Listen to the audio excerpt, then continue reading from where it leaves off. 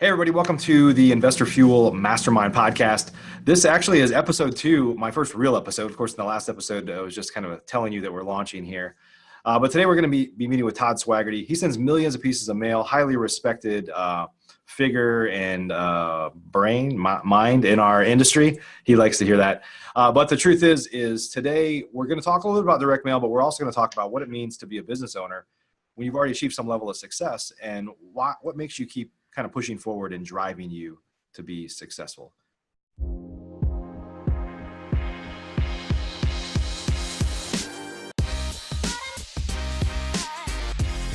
Professional real estate investors know that it's not really about the real estate. In fact, real estate is just a vehicle to freedom. A group of over 100 of the nation's leading real estate investors from across the country meet several times a year at the Investor Fuel Real Estate Mastermind to share ideas on how to strengthen each other's businesses, but also to come together as friends and build more fulfilling lives for all of those around us. On today's show, we're going to continue our conversation of fueling our businesses and fueling our lives. I'm glad you're here.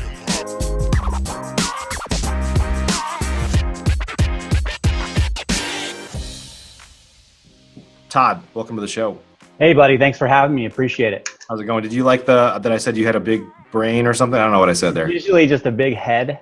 Big head, yeah. But both with my attitude and physically. But, yeah. The big head is because there's a big brain inside of there. That's a first, but I like it. Yeah, it makes sense. I mean, to me, so. Yeah. Cool, man. Well, what folks that are listening right now might not know is you and I have become fast friends over the past couple of years, get along well, send a lot of inappropriate texts back and forth, yes, and stuff like that, memes and stuff.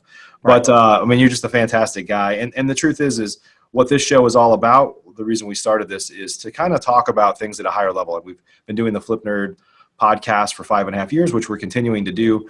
But the truth is what we've learned at Investor Fuel, and kind of the basis of the Investor Fuel Mastermind, which you're a member of, is that, look, we have real estate's just our vehicle, right? We kind of say that that's just our vehicle, but it's not really about the real estate. It's about what it does for our families and our people around us, right? So, right. So we're gonna have some real talk here from a business leader. So glad to have you here. Thanks, buddy. Yeah, looking forward to it. So for those that don't know you, I mean, just talk a little bit about your kind of background and your business right now and who you are today, and then we'll kind of dive in a little bit deeper. Yeah. So, all right. So, yeah, I'm a husband and a father of 2 out here in San Diego, California. And in another life, I was a firefighter paramedic for about 15 years. It was a great job for me. And it was something that I thought I was going to do, till death till us part. Sorry. And so I started that job, when I was 16 as an explorer in high school. And that moved on to a professional fireman, paramedic, and all that. And I just thought it was the best job ever. And it is the best job ever. And as life continued on and I kind of realized a little bit more, and I didn't have this context really when I was young, but I wanted, and I thought I got out of that job was freedom of time, freedom of money, and freedom of relationship. I thought they made really good money, and they do. You can have a lot of days off, and only the cream of the crop, because it was a very competitive, challenging job to get, you work with. And for the majority of that, it's still fairly accurate. But as life went on, man, I live here in San Diego. It's expensive as heck to live here. And when my daughter was born, I was like, okay, it just kind of flipped a switch for me.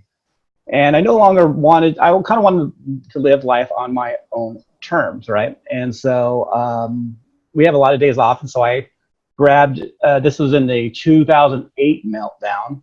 And I was in there in Craigslist, and I was heard from my cousin, actually, that this business exists where you would go and clean up foreclosures. And so I was always never in professional services, always blue collar, construction, fire department. So I'm like, heck, I want to do that. I go and start doing these jobs for real estate agents. This is just as the foreclosures were starting to happen late 2007. Early 08. Kind of like light make-readies, or just kind of cleaning up the houses? Yeah. And I was the only guy out there doing it. There's like 1 or 2 other guys doing it. And I'm like, okay, well, shoot, in 2 days, I can take in as much as I can make in a pay period, good paying job, but a pay period, fire department, this is cool. Let's continue with this, right? With no strict vision of what I wanted. And I also had in the back of my mind, well, crap, I missed this whole fix and flip game that I see on TV even 10 plus years ago. That was a big thing on TV. I wanted to be a part of that. Well, I missed that. Let's do this. Let's get a few extra dollars in my pocket. And so I was in a position where I was able to land the contract through another contractor for countrywide, doing all of those properties in San Diego. And if you guys remember back then, countrywide was the bee's knees, especially in the subprime stuff. Yeah. So we had more work than we knew what to do with, right? And so I was a fireman only did construction, and within 6 months I had a team of 20 plus people servicing thousands of properties in San Diego, on the trash outs, on the maid refreshes and grass cuts and all that kind of stuff. And it was a huge, huge lesson for me. And I still kind of felt kind of constricted by it, right? I wanted my freedom, time, money, relationship. Well, when you're working for those banks, it's very much like working for the banks, right? Working for somebody else. Right. And so that didn't work for me. And so I started getting away from that, doing fix and flip properties, right? Going directly to the real estate agents. Well, I kind of felt that was really constricted too. So I did that for a year or two. And I had somebody sell me a property that they got under contract. They assigned a property. I'm like, what the heck is this? This is possible. I can go directly to the seller and kind of negotiate the deal. And to me, that put all the barriers out. I wasn't worried about dealing with a real estate agent and all their rules or that relationship, or I had to be their best buddy. It was only about servicing the needs of the person on the other side of the table from me. And that to me just lit me up.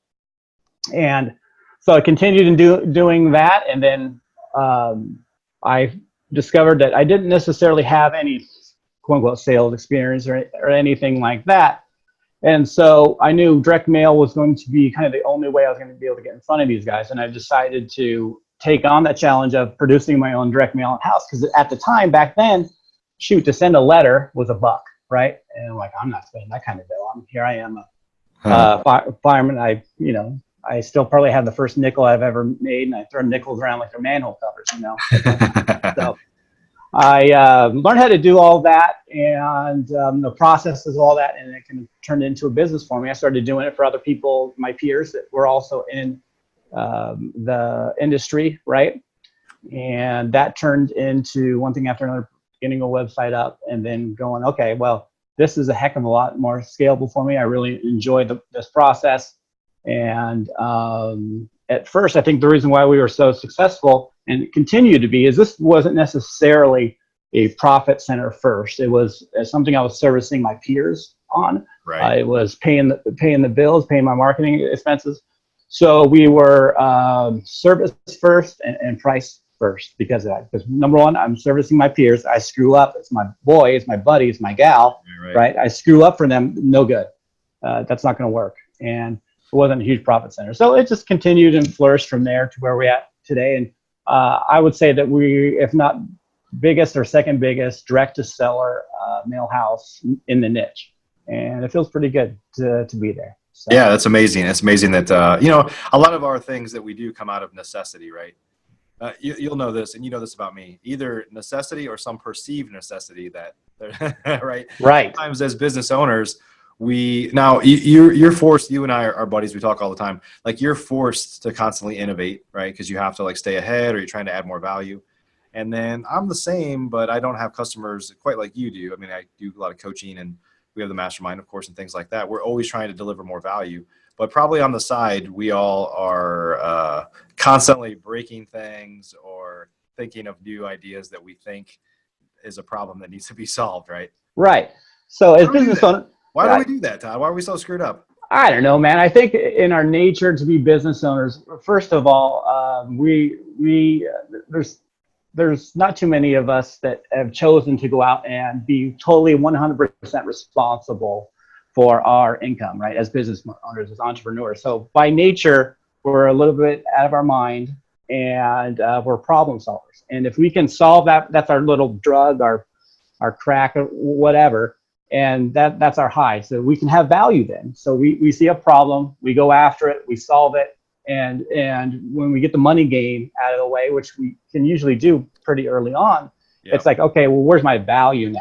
How can I make a difference? And so I think that's where it comes from. It's a great feeling to take a problem that everyone has, and kind of be able to solve it. So I think that's where it comes from. Yeah, it's interesting how because there's this question of fulfillment, right? What fulfills me? Like what's we all want to feel like that we're needed, right? So we continue to create things that people will need us for. Maybe there's some of that. Maybe we have really low self-esteem, Todd. I don't know. Maybe. But it's funny though, right? A lot of people around us are like this, right? It's crazy for people that are listening to the show right now. I mean, depending on where you are in your business, you feel this way, or maybe you don't yet. But there used to be this time in my life when I first got into real estate investing. When I started, I just wanted to offset my income that I had previously in corporate America. And then I would say things like, well, after I get to this certain level, I'm going to buy this nice watch. And I'd like blow past that. And I'm like, I don't need a freaking watch. I have a phone. Like, what do I need a watch for? Right. And you just set these goals for yourself. And I think one of the problems is that we have as entrepreneurs, or that I have, and probably you have too, maybe some folks listening, is that the goal line continues to move. We keep moving it. Right. Like, and it's not about money anymore. I don't mean to, I know that you agree with me. It's not about, we're not like trying to figure out how to feed the family anymore. Right. Right. It's like, how do I do something big? How do I add value to the people that I already serve, or whatever it is, right? Something that kind of drives us. That's just more. I think the biggest thing for entrepreneurs, and for me specifically, is future, right? So I'm happy as a clam, and I have everything a guy could want or need. But still, in most entrepreneurs, it's always a better future, right? And so our future is what we strive to make better. Even though what we have today is great, we want our tomorrow to be even better. We're not discontent. We're not unhappy with what we have, and we're also not greedy. But in our heart, we just want a bigger and better future. So each day is going to be bigger and better than the next. And we've seen that to be true, right? And so we've built businesses. We've made our future better and better. And we've increased our capabilities, right? I'm a dyslexic, ADD knucklehead who has been able to utilize other people's skills and attributes to make them mine in my company, right? Yep. So there's lots of things that I suck at.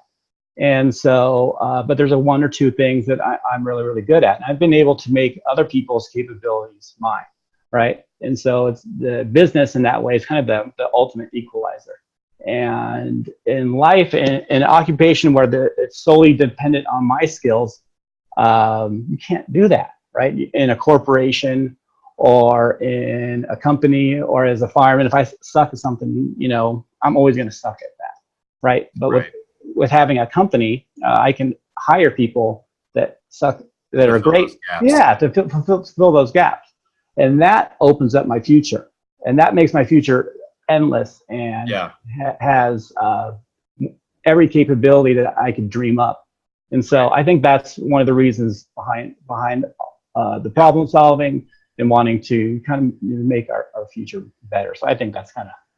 Yeah, I would argue that a lot of the people that get too comfortable, you get complacent, right? You're like, oh, I'm making X per year. That's more than I need. And I'm just going to do things the way I've always done them. Like, you die, right? Your business will die. Like, the one thing we know, especially in your business with mail, you have to constantly innovate because your competitors are doing it, and they're going to just continue to one up you and find other things, right? Even on the real estate side, like sales techniques, how we market to find sellers, like all those things are constantly innovating. I mean, if I look back at the way that we did things 10 or 11 years ago, it's different now for sure. And people that I knew that were investors way before that, some of them just got left in the dust because they refused to change, right? Right.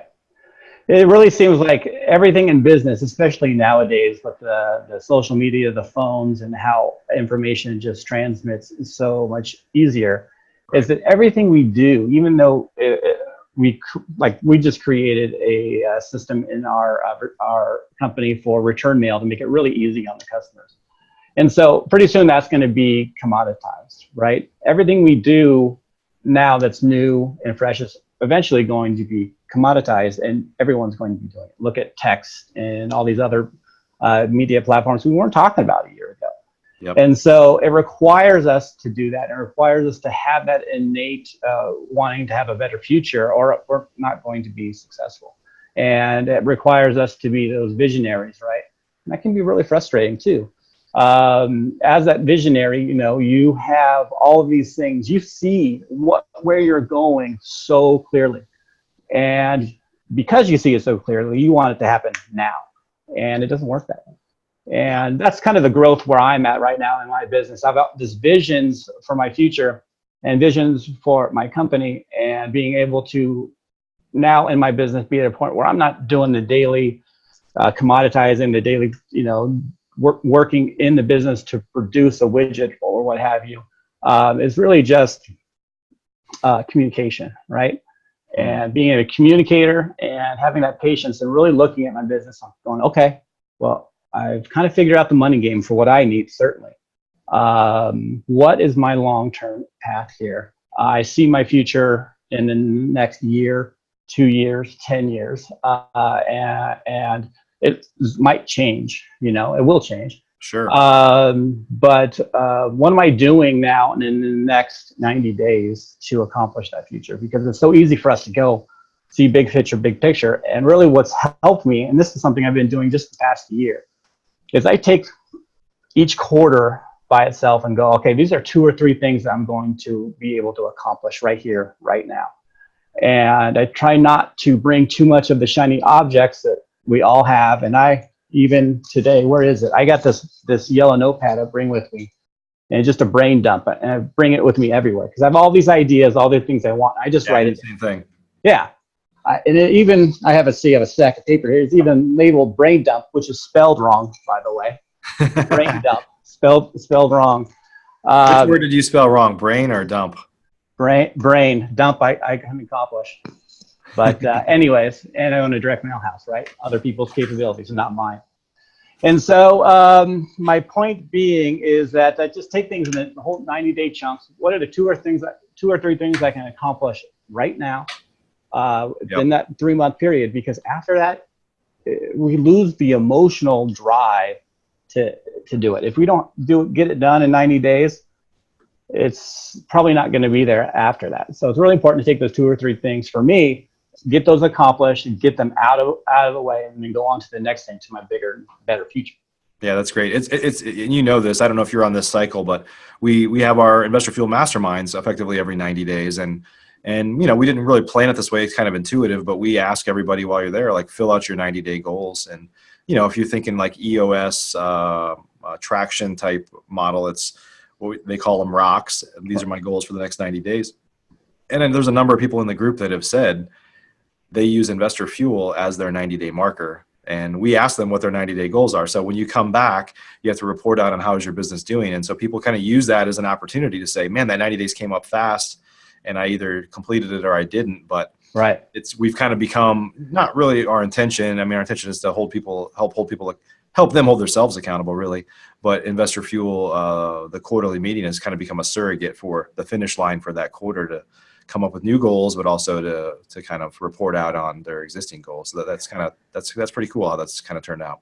Yeah, that's exactly what it is for me too. When I get ready to go to Investor Fuel, I attempt to at least get really clear on, okay, what am I going there for? What are the 2 or 3 things that I need to get, essentially, right? And there's always things to give because you're watching everyone's presentations and you've kind of been there, done that on a few things.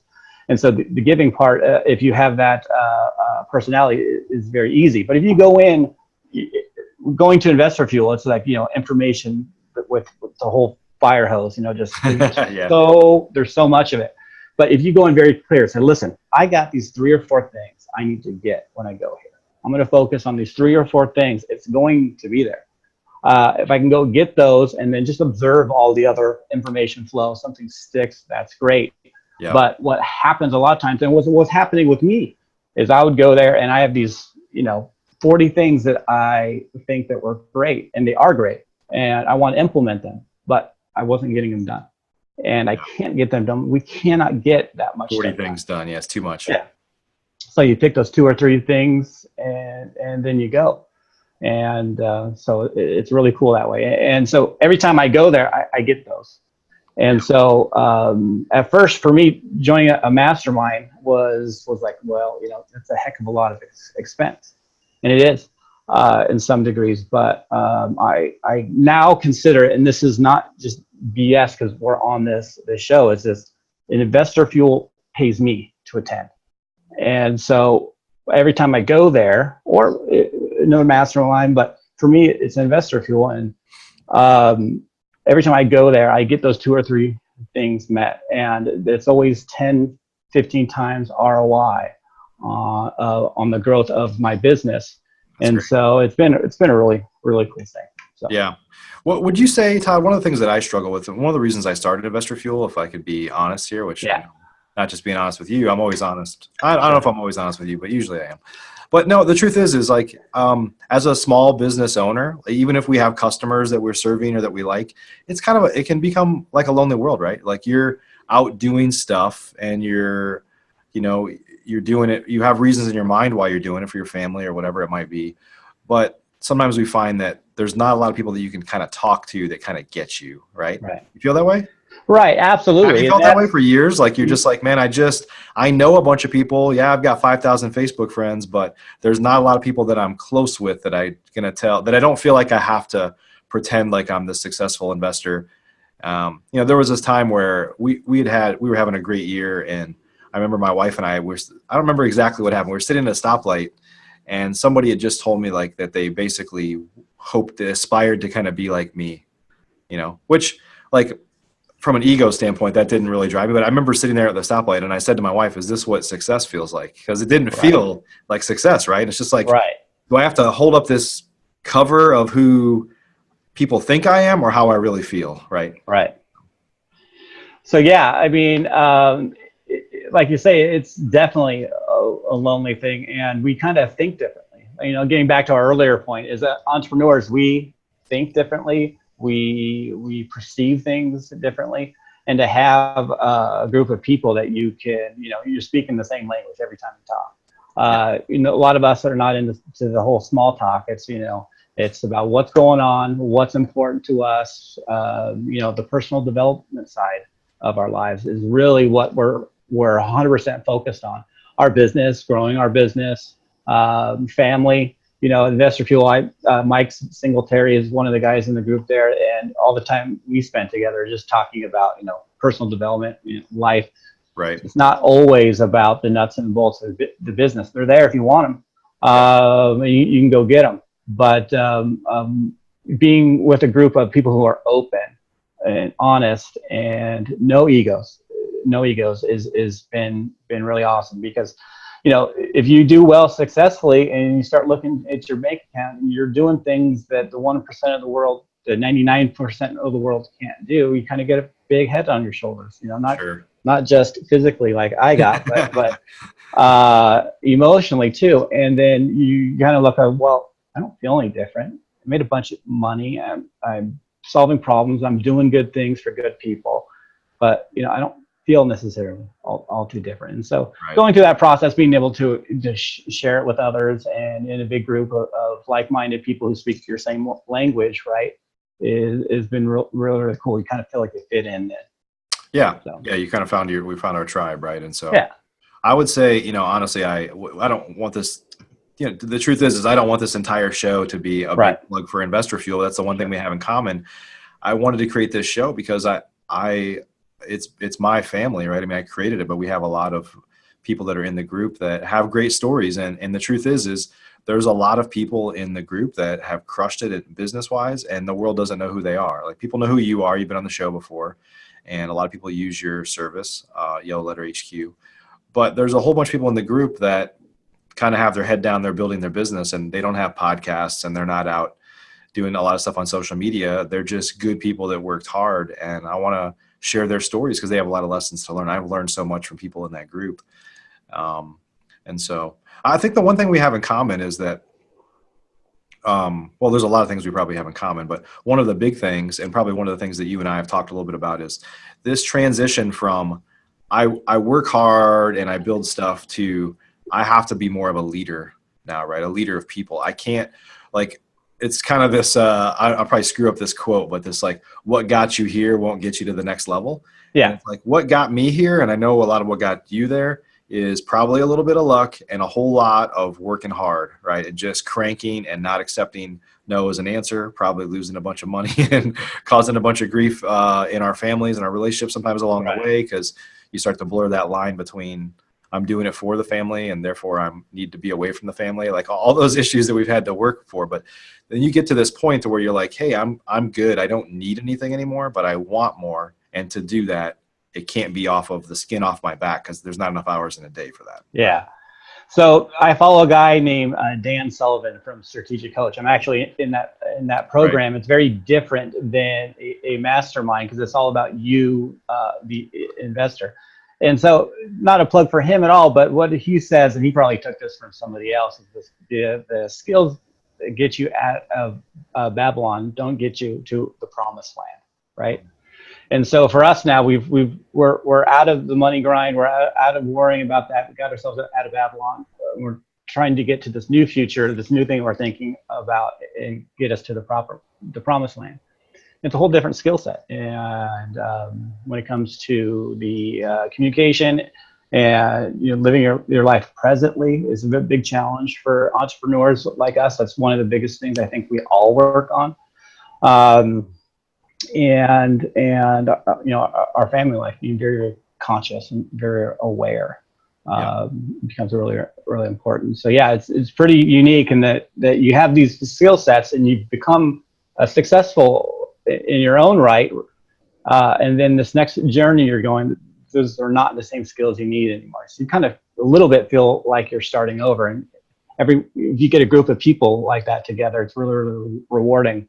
First, to understand that you're like, I'm hitting a wall. I don't know what the heck's going on. And here I am, kind of thinking I made it. And in all intents and purposes, you have. But there's something more out there for you. And there's a new place you're trying to go and you just don't have those skills yet. So right. Around people like that are developing them. And back to your comment earlier about how you surround yourself with people that kind of fill in the gaps of the skills that you don't have. What's really great to me, and I'm nowhere close to where I want to be. I sometimes question, like, why do I want to be there? Like, what am I doing this for? Same thing we've been talking about here. But I can tell you just I've been able to build up a team over the past couple of years, and I know you have too, of people that are carrying the weight of things that I used to do. And I've really seen that fruition of like, if I just let my kind of hands off, put systems and processes in place, continue to work on getting the right people and systems and processes in place. And it's allowed me to go travel or do things that I want or take a week off or a day off or whatever. And stuff still happens without me. And in many instances, it actually works better when I'm not around. That's the amazing part. I still don't understand that. Not even the money part of it. It's like, that makes me feel successful. I created something that doesn't require me to go grind it out today. Right. That's that whole teamwork. And what you said, it was something that Dan Sullivan talks about, not to bring him up again, but you said you don't know why you want stuff. Well, sometimes you just want it because you want it, right? You don't really need to explain it away or put a value to it. Yeah. And so, with that vision, sometimes you just want it because you want it. And that's okay. Yeah. Yeah, it's funny because, we had a couple meetings ago, I guess back in February, we had Sean Whalen come speak. Awesome. Definitely inspiring guy, inspiring story, lots of F-bombs. So really kind of, it just got, I think our whole group basically, the whole group cussed a lot more that whole week. But, it was inspiring. What's that? Me included, sorry. Yeah, all of us. It kind of gave us just permission. Yeah, it's drop more F-bombs this week. But it was a moving thing, and he didn't say it there, but he said it on something else I saw, some social media or on his podcast or something, where he said, I used to grieve all the time about knowing what my why is. Like everybody tells you need to know what your why is, and he's like, I just decided that I don't, I'll drop my own F-bomb here. I don't fucking know what my why is. I'm just going to go do stuff that I like to do, and like I don't know why right now, but that shouldn't stop me from moving forward. And so. That was kind of liberating for me because I feel like I'm kind of questioning, why do I want to do this? And it's like, I don't know, just do it because you want to. Maybe the reason isn't clear right now. Right. And maybe over the past few years to like, know why you're doing it. What's your why? Like, why are you working so hard? And those things are important. But if you don't know, it doesn't mean stop. It just means it's not clear yet. Right. You're on that journey, and you'll discover it when it comes. But it's still okay. You don't have to justify or have guilt for your ambition or things you want to do in life. You want it just because you want it. So yeah, that was perfect. And that guy Sean was intense. It was awesome. Yeah. Awesome. Yeah. Well, Todd, if folks wanted to learn more about you, I don't think we said it up front. For those of you that don't know, Todd's the founder and CEO of Yellow Letter HQ, direct mail house for real estate investors. But how do folks like learn more about you, or where can they go to learn more about your business even? Yeah, so to go learn more about our business, you can just hop on the old interwebs and go to yellowletterhq.com. You can see what we have to offer there. We have all kinds of cool stuff that we're doing right now. We're doing a return mail service, the first of its kind, to where all your return mail you're able to scan with a webcam like this. I don't know if I have any mail pieces around over here, but you take all your return mail and you just scan it. And we hold that database for you. And you get to have the record that you sent. So there's no taking cameras, sending it to a VA. You get your return mail right here and now. We also have an organizer that does all kinds of cool stuff for you. And the biggest part, and not to sideswipe our conversation, but the biggest part of being in business and then subsequently doing a direct mail campaign is being very, very clear, very organized. And we have a list organizer that just does that, removes duplicates, does stacking, qualifies, lets you know if you have any vacants, does all kinds of cool stuff. Yep. And with use of our organizer, you can also automatically take those things off your list. The return mail can automatically come off your list that's housed in the organizer. Anyhow, so yeah, you can go there and ask us all the questions you want. You can get on the email there and ask to schedule an appointment with me. I do a couple of 15-minute appointments a day, and we can talk shop if need be. Awesome. And for those of you that are listening, I can validate that Todd has a big heart. He's always giving to everybody that I've seen, and runs a great shop where he's constantly trying to innovate and add value to people. So appreciate you being on the show today, buddy. This is it's episode 2, but technically episode 1, the real episode. Number 1. So you're number 1. What it is. Yeah. Okay. Good. For everybody listening right now, we just launched this thing, as you know. We have thousands of people that listen to our Flip Nerd podcast a day. And if you've been listening to us over there, we appreciate that. If you haven't yet subscribed, you probably haven't because this is our first episode, subscribe to this show, the Investor Fuel show. I'd love it if you subscribe, give us some positive feedback. Those subscriptions and reviews and ratings and all that stuff up front when you launch a podcast makes a massive difference into how many people kind of can see and hear this message. So I'd love it if you kind of subscribe to us, or even just take a screenshot, share this on social media, and give us some love. You can tag me or tag Investor Fuel, something like that, to kind of help share our message with the world. We're on a mission to really kind of change lives here. And everything I do, they're businesses for me. But the truth is we're on a mission to try to change lives. As entrepreneurs, as we kind of talked about here, we're kind of screwed up. We have challenging lives, and sometimes I feel like we're alone. And just want you to know, if you're a real estate investor, you don't have to be alone. And we're going to kind of continue to share our messages with you here. So appreciate all of you for watching this early episode of the Investor Fuel Podcast. Appreciate you, Todd. Thanks so much for your time, buddy. No problem, man. Anytime. And everybody, until the next episode, we'll see you soon. I got to come up with a little tagline at the end. I already screwed it up, Todd. Yeah, figure it out. I have a tagline here, and I screwed it up. I have my show notes. What is it? Let's redo it. Okay, let's try it again. This is what I said I'm going to say. Real estate investing is a great tool for building a better life. Never forget why you do what you do. Stay focused on what fuels you. Perfect. That's cool. Yeah. Awesome. I'm not even going to cut it. I want everybody to know that I'm as imperfect as they come, and that's going to be my tagline in the future. And hopefully I don't have to look at a piece of paper to actually say it. Everybody, we'll see you on the next show, everybody. Take care. Are you an active real estate investor? If so, and you want to latch on to the power of surrounding yourself with over 100 of the nation's leading real estate investors, all committed to building stronger businesses and living richer, fuller lives, you should jump on a call with us to learn more about Investor Fuel. Simply visit investorfuel.com to get started.